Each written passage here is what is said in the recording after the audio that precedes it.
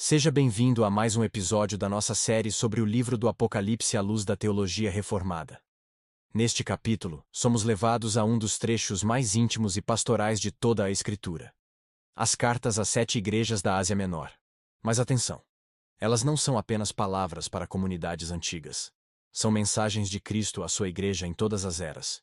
São palavras vivas do Espírito às igrejas de hoje, inclusive a nossa. E neste episódio, vamos focar nas 4 primeiras: Éfeso, Esmirna, Pérgamo e Tiatira. Éfeso.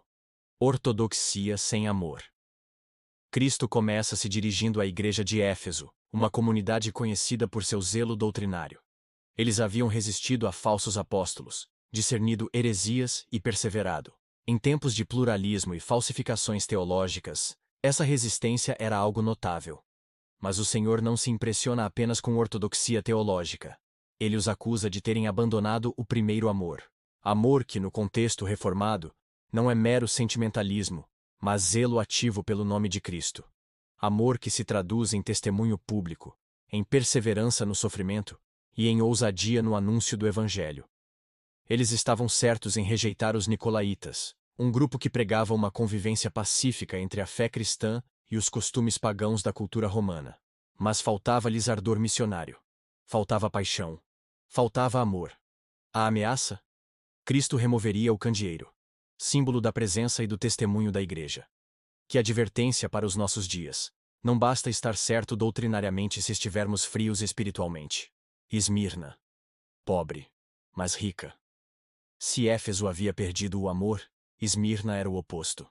Aqui, temos uma igreja pobre, marginalizada, desprezada pelos homens, mas louvada por Cristo. Eles sofriam economicamente porque recusavam se prostrar diante do culto imperial e eram caluniados pelos judeus da cidade, chamados aqui de sinagoga de Satanás. Cristo os chama a permanecer fiéis até a morte e promete a coroa da vida. Não é uma metáfora vazia. A fidelidade pode custar a vida. Mas, como bons reformados, sabemos que a vida verdadeira está para além da sepultura. Esmirna é o retrato da igreja fiel em meio ao sofrimento. Pobre aos olhos do mundo, mas rica diante de Deus. Pérgamo. O trono de Satanás. A terceira carta é à igreja em Pérgamo, uma cidade saturada de paganismo, onde estava o que João chama de trono de Satanás. Pode ser uma referência ao altar de Zeus ou ao culto imperial. Seja como for, ali, testemunhar de Cristo era um ato perigoso. A prova disso está no nome mencionado. Antipas, minha testemunha fiel, morto publicamente por sua fé. Mas apesar desse testemunho heróico, a igreja de Pérgamo havia tolerado doutrinas destrutivas. A de Balaão, que incentivava a imoralidade, e, novamente, os nicolaítas. A denúncia é clara.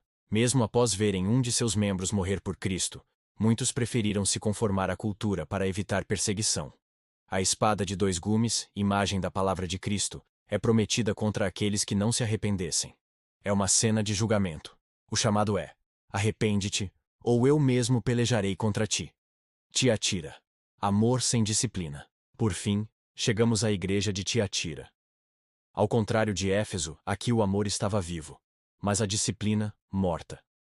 Uma mulher influente, chamada simbolicamente de Jezabel, ensinava que era possível ser cristão e participar das festas pagãs, até mesmo dos rituais de prostituição cultual. Ela havia recebido tempo para se arrepender, mas não quis. Por isso, Cristo anuncia juízo. Uma linguagem forte, cortante, quase chocante, mas profundamente justa. Ele diz que sondará mentes e corações e julgará conforme as obras. O restante da igreja, que não havia seguido esses caminhos, é chamado a perseverar. A promessa é gloriosa. Autoridade sobre as nações e a estrela da manhã. A mensagem aqui é clara. Quem rejeita a sedução do mundo e guarda as obras de Cristo até o fim, participa do governo do Messias sobre as nações. Conclusão. O que essas 4 cartas nos ensinam? Que ortodoxia sem amor é estéril. Que pobreza material pode esconder verdadeira riqueza espiritual. Que o testemunho fiel é mais importante do que a segurança pessoal. E que tolerar o pecado em nome da paz é traição ao Senhor da Igreja.